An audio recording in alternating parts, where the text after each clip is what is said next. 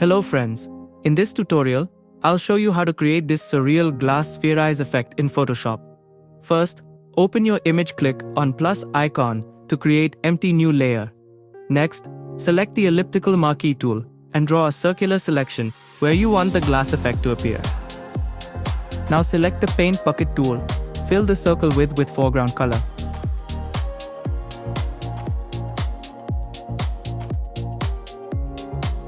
Press Ctrl plus T to adjust it. Now go back to your background layer and drag it to the plus icon to create a duplicate copy.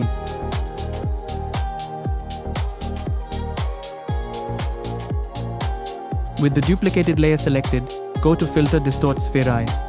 Set the amount to 100%, then click OK. Hold Ctrl and click on the circular selection layer to load it as a selection.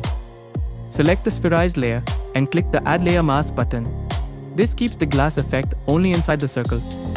You can now hide or delete the temporary selection layer. Next, create a new layer above the glass effect.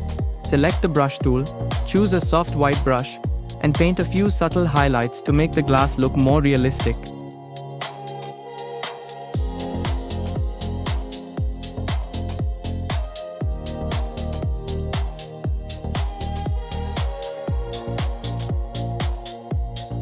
Change the brush layer's blending mode to soft light and lower the opacity to around 40% for a natural result. Now open Layer Styles.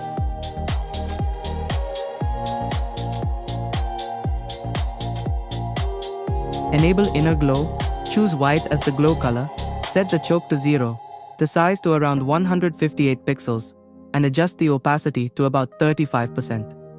This creates a soft glass edge. Create one more new layer. Use a soft white brush to paint a few extra reflections.